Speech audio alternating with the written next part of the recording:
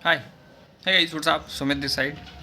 Guys, आप लोगों ने ये तो गौर किया ही होगा कि बहुत सारे जो ग्रॉसरी डिलीवरी बिजनेस के बारे में मुझे ऐप के बारे में पूछता है, उसका आंसर मैं कमेंट पे नहीं देता हूँ।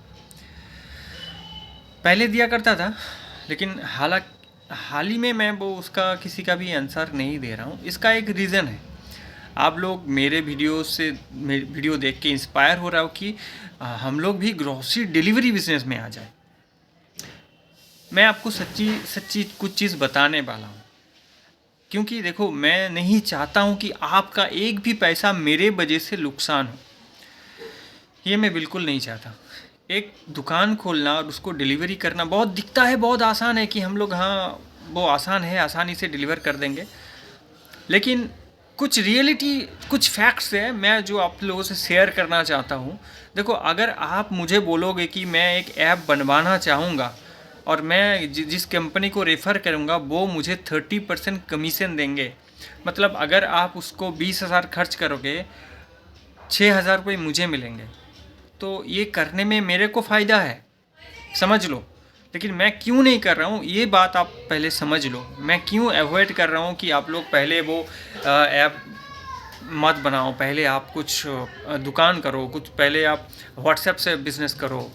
ये मैं क्यों बोल रहा हूँ ये पहले समझो। हम लोगों ने जब ऐप बनवाया था, हमें कहा गया था कि हमें 35,000 खर्च आएंगे, लेकिन उसे बेहतर बनाते मुझे करीब 75,000 से भी ज़्यादा खर्च हो गया था। पहली बात तो ऐप बनाना तो आसान है, मैंने पैसे लगा दिया, लेकिन और ऐप बन गया। लेकिन सबसे चैलेंजिंग चीज़ वो है कि उसे लोगों तक पहुंचाना, सही लोगों तक पहुंचाना। आप आपके बाजू वाले लोग को ऐप दोगे, वो नहीं खरीदने वाला। वो एक स्पेसिफिक डेमोग्राफिक होते हैं, स्पेसिफिक वो टारगेटेड और हाँ कस्टमर्स होते हैं जिनको ऐप से ख़रीदना होता है। आज भी हमारा सेल जो है वो 70% ऑनलाइन ही है, आप बोल सकते हो। उसमें से 75% से 35% आप बोल सकते हो ऐप से आता है, और 35% फ़ोन और व्हाट्सएप से आता है। मैं ये चीज़ आप मान के चलो, अगर आपके पास कम से कम 100 कस्टमर होगा जो ऐप बेस होगा या फिर ऑनलाइन फ़ोन पे व्हाट्सएप से आएगा, तो आप मान के चलो आपके घर में कम से come on an average 50,000 rupees आप ग्रॉस प्रॉफिट मार्जिन रख पाओगे। ये सही बात है।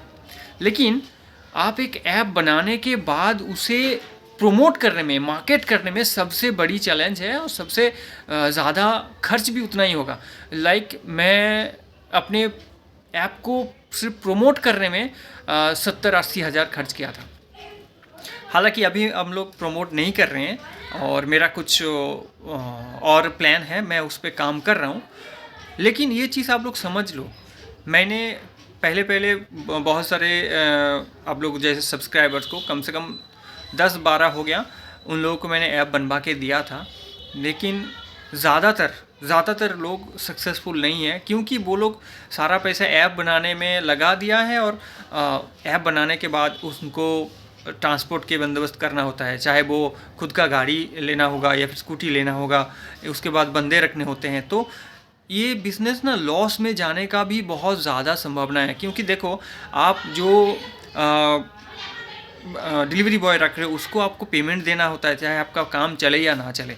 तो सबसे पहले मैं आपको ये रिकमेंड करूँगा, पहले आप एक शॉप खरीदो या फिर शॉप खोलो, उसको थोड़ा एक्सपीरियंस करो, क्योंकि बहुत सारे चीज़ एक साथ करना होता है। आप कोई ब्रांड नहीं हो। अगर आपके ऊपर कोई ब्रांड होता तो वो सारे चीज़ संभालता, लेकिन आप अकेले संभाल नहीं पाओगे।